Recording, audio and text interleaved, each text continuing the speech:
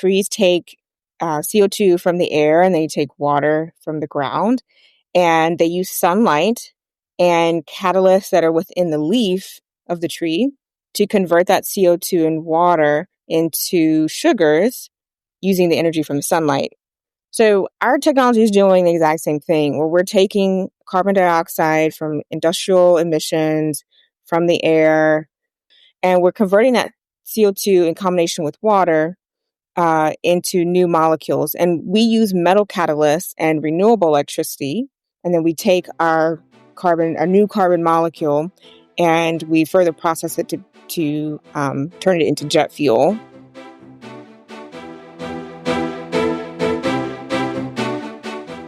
Welcome to Sustainability in the Air, the world's first podcast dedicated to sustainable aviation. I'm your host, Shashank Nigam, the CEO of Simplifying. On this show, I speak with aviation leaders, innovators, and policymakers driving real action, separating the signal from the noise to spotlight what's truly moving the industry forward.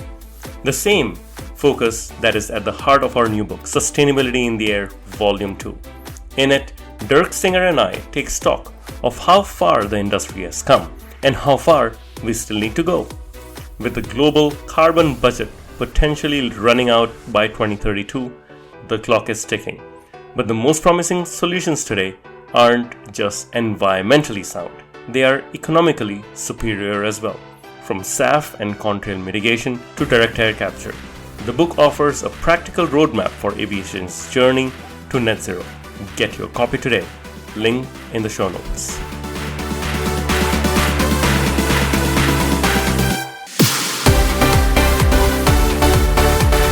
My guest today is Itasha Cave, co-founder and chief science officer of 12. 12 is revolutionizing carbon transformation by mimicking trees, taking carbon dioxide from the air and converting it into e-fuels and other products using renewable electricity instead of sunlight. Itasha's journey is remarkable, from discovering contaminated water in her Houston neighborhood as a teenager to spending 5 months in Antarctica as a handywoman to now partnering with airlines like Alaska and IAG to decarbonize aviation. 12 is building their first commercial plant in Washington state. Itasha envisions a future with a completely closed carbon cycle, turning waste CO2 into the building blocks of everything we need. Enjoy this conversation about how science can truly change the world. Itasha, I'm very curious, what sparked your interest in sustainability as a young person growing up in Houston and ultimately, of course, led to you co-founding 12? Yeah, when I was a teenager in Houston, Texas, I was made aware of a class action lawsuit that was happening in the neighborhood adjacent to mine, where they had found a waste site that had been abandoned by an oil and gas company, and it had leached into the water supply. And so the water was contaminated with this waste, and there was a higher rate of kind of these rare forms of diseases and so forth that were discovered, and then they linked it to that particular source. And so just, seeing this, even though my family wasn't directly involved because we were upstream of that, but having friends and neighbors and so forth that were going through this, revelation really impacted me and kind of put me on that path to look at, clean energy sources, like how do we deal with waste? How do we keep the planet and other humans in a, just like in harmony and in synergy, and not in this place where there's harm. So, wow, you really had a grassroots start, isn't it? Yeah, I mean, it definitely was the thing that kind of kept me up at night around that time, and I wasn't ever I didn't see myself as a politician or writer or activist or anything, and I love science and math, so I was like, how can I use my science and math interest to make a difference here, or make a difference really for future communities and future. When we were researching for this interview, we also found another story arc, which was your trip to Antarctica. How did you end up in Antarctica, and how did that influence your views on climate change? Yeah, I mean, I was graduating from undergrad and um, was trying to figure out what I want to do next. And I knew grad school was going to be my future. But I also wanted some sense of adventure and kind of wanted to get out and see the world. And so I also, too, at some point want to be an astronaut. And so going to Antarctica is definitely an extreme environment and, small community, small group of people working in this extreme environment. And so I talked to a classmate who was also looking at doing that. And so started on that path as I applied and got a position there. And I was there for about 5 or 6 months. And it was an amazing experience just seeing how, you know, like we were integrated with wildlife. There were skuas and penguins and so forth that were on the edge of town. And it was, you just like, you're very intimate with nature and seeing how much you impacted. And then also, there were all these scientists that were there that were studying different aspects of climate, different aspects of the marine life, and even studying other humans. There were some psychologists there and so forth, and filmmakers. And so, yeah, it just was a really amazing experience of connection and bringing people together and realizing, again, like, the synergy of the world and environment that we're in. Amazing. That's a completely different interview on how you fly to Antarctica because I'm not sure if there's a regular airline service or even where you land. What Yeah. about 12? How did you go from there to co-founding 12? When I got back from Antarctica, I had gotten into and applied to Stanford, and so worked on, um, you know, was in grad school initially, so like took classes my first year, but then was looking for a research area that I really wanted to focus on, and so I found my advisor Tom Jaramillo, who was looking at converting carbon dioxide into new products and mimicking plants in that way. So trees already take CO2 from the air, they convert that CO2 into new molecules using catalyst within their leaves. And my advisor was looking at mimicking that aspect of nature. And I thought that was really amazing, really aligned with my values and what I really want to study. And so I started working on that in his lab. And then toward the end of my PhD, I reached out to a lab mate at that time who had finished her PhD, but was at SLAC, one of the national labs that was near Stanford, and was doing a postdoc there. And I, asked her if she wanted to see if we could, like scale this technology up into to industry. And then also ran into Nicholas Flanders, who was in the business school at the time, and we met at the Stanford Space Club, our first meeting, and the three of us sort of formed this team where we were seeing, what the business model would be, like how would we scale up this technology, where will we get the funding, what would everything look like. So those were our first few steps in forming 12. I'm going to join a space club in the next college I go to. This seems like the path to finding Like, your co-founders. It's such an exciting journey. Um, what was the biggest challenge you faced in transitioning from academic research to entrepreneurship, and how did you overcome it? yeah, the biggest challenge was it's kind of the people management side of things. Like I love being in the lab. Like, truth be told, if Stanford had paid more for postdocs and PhDs, I probably still would be there even now, because I really enjoyed just the experience toward the end. Now, the beginning there were some rough moments, middle was rough, but overall, I was really getting into a groove and really enjoyed the research. So, starting the company, you really have to learn how to support others and become more of a cheerleader for the work that they're doing, and of a coach. So you're kind of on the sidelines supporting the individual contributors, and kind of, yeah, like, that transition of, not being in there hands on and doing the work was something that really had to do, and how to, influence sometimes without having the direct authority, or, influence someone, or persuade them to be interested in the direction that you want to take this technology and take some of the details of the work that they're doing. So it's been one thing to learn. And I've been really grateful for the coaches and so forth that I've had that have been really helpful to transition Wow. into that. The good news is it's still a technology company that you're working, right? Are you able to explain 12's carbon transformation technology in very simple terms? And what excites you the most about its impact? Yeah, I like to talk about carbon transformation in terms of nature. So, in terms of trees. So, again, trees take CO2 from the air and they take water from the ground and they use sunlight and catalysts that are within the leaf of the tree to convert that CO2 and water into sugars using the energy from the sunlight. So, those sugars are just a rearrangement of the carbon, hydrogen, and oxygen atom found in water and CO2, and they also emit oxygen as part of that, which we use and breathe in ourselves.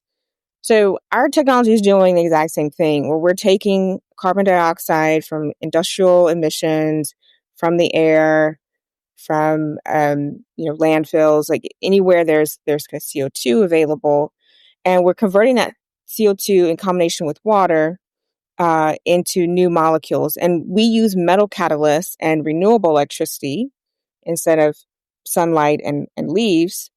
But it's basically the same process. And we emit oxygen as well. And then we take our new carbon molecule, and we further process it to turn it into jet fuel. And we also have a e-naphtha compound that we can make, and that would be embedded into consumer products and displace the petroleum equivalent that exists there. Interesting. When you go and explain this technology to potential customers, what's the pushback or what's the confusion you get often? Um, yeah, I would say, one is just that fundamental understanding of kind of, um, because initially people are like, "Oh, this like really does this work? This seems like magic." And usually when I explain that it's similar to trees, then I think that's grounds it for them. The second point is then the economics and like how can you make this work? These are jet fuel has a lot of energy locked into it, so you have to put that energy in terms of electricity in our case. So then there's questions of kind of costs and so forth. And, we're pretty upfront that we're developing first of a kind technology. Our first few molecules are going to be more expensive. But we're able to leverage federal and state incentives, um, and to leverage this demand that customers have, like end users have for reducing their carbon footprint. So, when we bring all these pieces together, we can, provide a product that is, close to kind of the cost that one would expect from kind of a petroleum product, but it relies on all these different pieces together, and we're willing to put those pieces together for the customer and come up with a solution that works for them. Right. You mentioned state and federal incentives that are really helping technology development. I believe your first plant is going to be coming up in Moses Lake, Washington, which is Mhm. really in the middle of nowhere. It's not Seattle, it's not San Francisco. Why Moses Lake, Washington, and what led to you choosing that place? I'm guessing incentives were involved. It was again a confluence of a lot of different pieces. So yes, Moses Lake is kind of central-ish Washington, but it has a lot of hydropower, and it has substations that already have draws for that power that we were able to tap into. So that was one thing we really cared a lot about, was like how can we quickly get the land and get the power that we needed in order to move quickly. And for better or worse, we kind of that land was probably being used or identified for a crypto company, and we were able to come in and use that. Well done. Yeah, yeah. I think Washington State is kind of because they have cheap hydropower. They had a lot of interest from crypto, and so they then over time like realized they wanted to use that power for other things. So they've kind of uh, even the playing field a little bit so that other companies can come in and leverage that clean renewable electricity from hydro that they have. Um, so that's probably the biggest piece, but there's certainly other pieces as well. Certainly the state incentives, they have a lower carbon fuel standard equivalent, the kind of to what California has. They also have close proximity with our partnership with Alaska Airlines that we announced. Microsoft, of course, is here as well. And so, there was this geographic proximity, so we could leverage terminals and so forth to transport our staff to an airport. Um, the land is actually in an industrial park, which actually has other clean tech companies that are going there. So Moses Lake, for some reason, is attracting a lot of these companies, probably because of the low cost of electricity. But it is becoming a little mini hub for clean tech development. And of course, because it is not co-located near a major metropolitan city, it does have lower cost of land and other services there that made it attractive. So you mentioned incentives, and we know that these are often dependent on the politics. How do you de-risk political change and the incentives potentially evaporating? Yeah, it's something we definitely think about quite a bit. And first, I'll start off with say that as a company, we've already been through a couple of regime changes. So we started off a year before the Trump administration, in Obama's last year, and then we were with Trump for 4 years, and then Biden. So we've seen this transition already, and been through you know the different landscapes that appear when a new administration comes into town. Um, I will say that, one, carbon management is very much a bipartisan opportunity and interest. Um, Both parties have appreciated the ability to be able to utilize CO2 and create jobs and enhance the economy. And so we still think, even in this next administration change, wherever it lands, there will still be an interest for carbon management. Um, and so we still will be able, we think, to be able to utilize some of the existing incentives, which have expiration dates that go beyond even the next 4 years, and would take kind of, a very massive move within both the executive and the legislative branch in order to change them on a short timeline. So we're feeling really optimistic about that.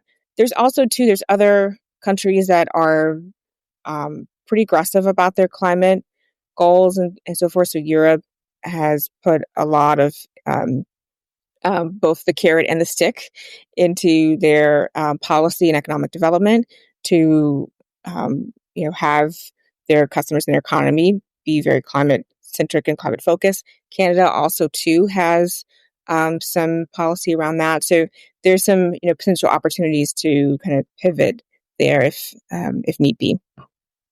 Let's talk about your partnerships with airlines and technology companies. Microsoft, Alaska, IAG, British Airways parent company. How do you approach them, and how do you get them to invest in you rather than just buy offtakes for the future? Yeah, absolutely. So I first want to say that, we have an amazing business development team. Our VP of business development, Ashwin, I'm just always inspired by how he's able to go in and find the alignment and speak to that and really build a relationship with the customers.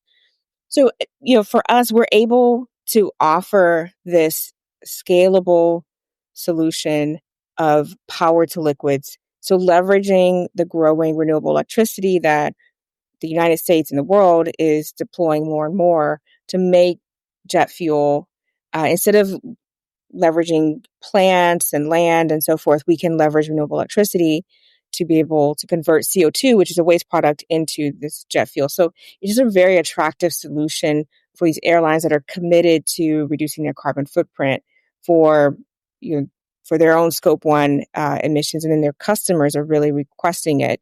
If you're a um, climate conscious person who still enjoys travel and likes to see the world, you come very close to realizing that, okay, flight is really challenging to decarbonize. I mean, your home you can decarbonize. There's all electrical solutions you can buy now. You can get solar for your home. You can get an electric vehicle, but flight is the last piece where you really um, it's very challenging to find a way to decarbonize that. So we can offer the scalable solution for both end users and commercial airlines. Right. When we talk about commercial airlines, it's the end-to-end CO2 usage that goes down, right? And for that, where do you get your carbon at source? Are you using direct air capture or some other sources? Yeah, ultimately, we are agnostic to where we get our CO2. Um, from a technology perspective, we can take CO2 from anywhere.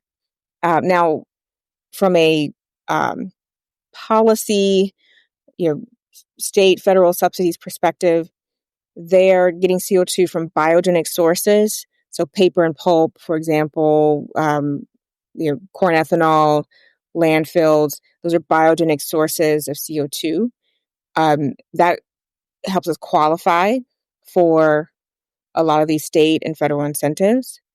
Now, direct air capture is something that we have definitely in our roadmap and we have our sights on. And so we would love to couple with direct air capture. And there's some incentives that are supporting that from an economic perspective. That would be our kind of ultimate vision. But in the interim, getting CO2 from point sources is kind of where we're focused. Biogenic point sources where we're focused now. Fair enough. I think, the scientist in you is definitely shining through in this conversation. How do you balance your roles as a chief science officer and a co-founder? What's the difference? Yeah. Even though my title, my background is chief science officer, I've kind of, started out in the lab and I've worked with different teams as I go. Um, and currently I work with the grants team, the supply chain team, my two main teams I work with. And I think, again, it's kind of like being that coach and cheerleader, um, where, you know, having the team leads kind of run the day to day operations and kind of spending the first few months that they were with the company with them to really get them aligned and make sure they understand the overall mission, overall goals, and then kind of being there to help them navigate key roadblocks. And then, I do a couple of like little projects on the side where I can be kind of more sciencey and nerdy. And so, I'll, there, talk with our senior scientists and say like, hey, have you thought about this? Or what do you think about this? And kind of, still leaving it up to their decision and discretion, but, expressing how excited I would be if they were to investigate this particular area. Right, right. That makes sense. Looking ahead, what innovations or breakthrough in carbon transformation technology are you personally most excited about? I'm certainly really excited about power to liquids, um, gaining market share and being kind of more in the forefront and people being aware that it exists. I think it also will be a great accelerant to producing more renewables on the grid and providing kind of another demand and increasing supply, like supporting the increase of supply for renewable electricity. I'm really excited about geologic hydrogen, which is kind of tangentially related to carbon transformation. If you have a low cost source of hydrogen, um, which geologic hydrogen has the potential to be. So this is naturally occurring hydrogen that is in the Earth's crust that you can extract and use kind of at that site to make jet fuel from our process or from other companies, or can take hydrogen and ferment with bacteria and other organisms to make foods and other types of products. You can imagine like having these like bioforest from bio, bacteria using geologic hydrogen to make foods for humanity. I think that'd be really exciting to have that happen. And I would love to live in a world in which we have clean air, super clean air. We're recycling and creating um, this closed carbon cycle where we can use carbon as an energy source, but not have it be waste.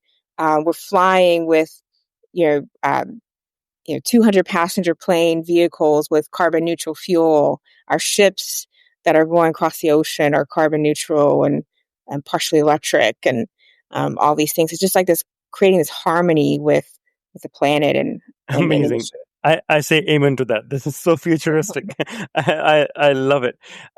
If you look at 12's future specifically, do you think you'll end up setting up large scale plants where renewables are super cheap, let's say Chile or off the coast of Canada or in Morocco, etc.? Oh, absolutely. I mean, you know, when I look at like energy companies that is now, so like oil and gas companies, they've been around for 150, almost 200 years. Um, and, I think about 12 and 100 years from now, we would be as big as those oil and gas companies are not bigger. Um, and so, we'd be at these large scales. And so we would go to the areas where there is low cost renewable electricity, which hopefully will be more abundant and ubiquitous than just the specific areas you mentioned. But certainly this would be a good start. That's fantastic. From here to then, what do you see as the biggest hurdles or challenges you'll have to overcome to get there? Certainly, we're a first of a kind technology. We're learning how to scale up this technology. We're learning how to deploy it. We're learning how to come down the cost curve, how to make our unit economics match that of the incumbent. Again, that's been around for 150 years, and that's petroleum. Um, we're learning how to deploy more and more of these and then scale up these air plants, as we call them. Um, so yeah, there's a lot of challenges that we've already overcome, and a lot more to come. But we have a really great team, and I feel confident in our ability to get through that. And like you said, in decades from now, we'll look back and we'll be like, oh yeah, remember those early days when it was just like we were navigating all those different things. And so, Right. Are you able to share a moment in this journey till now at 12 or an achievement that you're truly proud of? yeah, I feel really proud of our technical progress. Um, we've started off with an MEA. Or MEA is our core technology. It's the equivalent of the leaf on the trees, is where the catalyst is housed and all the activity occurs there. And we started off with the size of a postage stamp, and then we grew, 4 times. So we did 4 size increases to something that's now the size of a kind of desktop monitor. So it was just it's 100x more increase in the size of the electrode, or we call it MEA, but it's membrane electrode assembly.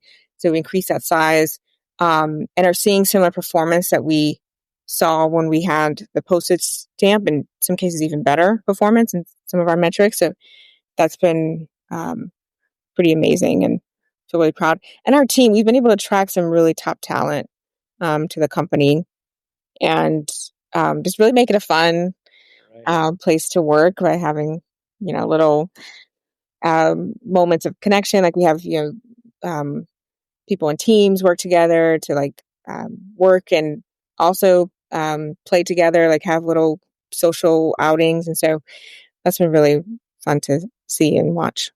That is fun. So I can again see the scientist personality in you, and then the co-founder coming in. You know, both the sides coming in Mhm. here. Are you able to? How do you see the SAF industry evolving over the next decade, and what role do you think 12 will play? Yeah, I only see staff growing. I think again there'll be lots of interest in having sustainable flight. I think power to liquids, carbon transformation will be a have a growing share of um, of the market of SAF and jet fuel altogether. And I think it'll be a really exciting time to see more companies announcing goals and being aggressive about procuring SAF. Fantastic. Well, congratulations, Itasha, on the progress you have made till now on bringing this new technology to the world. And it's very exciting to see all the milestones you have uncovered. And I do wish you the best. Now, the final part of this interview is called the rapid fire round, in which we get to know you a bit more personally. So these are questions you have not seen. And I'm going to ask you simple things like, what's your favorite airline? And you have to give me a one word answer. So we'll start there. What's your favorite airline, Itasha? Well, Alaska Airlines, of course. Okay. Fine. No one at IAG will be upset, but we'll take Alaska for starts. What's your favorite airport? I have to say Dallas, Fort Hmm. Worth, because they have Whataburger in the airport, which is one of my favorite. Interesting. I have not tried it. The next time I'm in Dallas, I will definitely give it a shot. Yeah, try. I would recommend their chicken tenders with the gravy. Okay. And Texas toast. Yeah, it's like the in and out of Texas is All Whataburger. right. Describe it. Okay. I will definitely check it out. Thank you for that tip. Favorite city? Um, I like Manhattan. It's in New York City. All right. New York City, we'll take that. Favorite movie? Star Trek First Contact. Well done. Favorite book? My Brilliant Friend by Alana Foriente. Okay, I've not read that one. I'll check it out. Thank you. What do you do in your free time? Love to read, love to learn about new things. I've done some sailing as well. I race in the Bay Area. Very nice. And what is something you'd like to learn? I'd love to learn more about transformers, like utility scale transformers. It seems like there's a backlog and a bottleneck for getting renewables on the grid, and I'm just super curious why that is. And the leads I've gotten have said like, oh, transformers are the bottleneck right now. So I'm just really curious, like, why that's interesting. Okay, transformers. I would have never thought, but well, when you learn something new, you please share with me on what is that. What is the best advice you received, Tasha? For my mom, I would say she would say this all the time, like, will this matter 20 years from now? And I think it really helped me to look beyond the short term and the here and now and just think about what really matters, which will be there for the long term. Very nice. Finally, if we are speaking 1 year from now and we are popping champagne, what are we celebrating? Oh, definitely the continuous operation of our plant in Moses Lake and how we've delivered and, celebrating all that goodness. Amazing. Fantastic, Ishasha. It was a pleasure speaking, and thank you so much for opening up. Yeah, absolutely. Thank you for listening to this episode of Sustainability in the Air. Aviation is one of the hardest to decarbonize industries, yet there are multiple paths to get to net zero. Awareness is key to a green future. So please give us your support to help our sustainable aviation insights reach a wider audience. You can do this by sharing this episode on your network, on LinkedIn, Twitter, or even WhatsApp.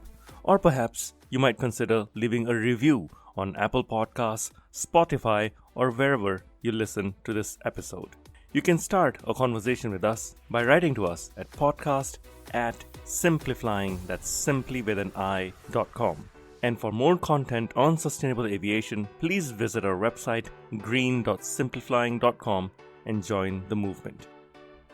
Sustainability in the Air is an original podcast by Simplifying. The show is produced by Juraj Toth in Slovakia. Dirk Singer is our Director of Sustainability, who leads research for each interviewee out of Greenwich, UK. Shubhadeep Pau is our Supervising Editor based out of Mumbai and Singapore. The articles are written by Ayushi Badola in Dehradun in India and Meera Hull in Montreal, Quebec. Creative design is led by Ligia Esteve in Montreal. Baiba Driman is the project director for the show based out of Valencia, Spain. Special thanks to Wendy Sim in Singapore. And I'm Shashank Nigam, the CEO of Simplifying and your host. Please feel free to connect with me on LinkedIn.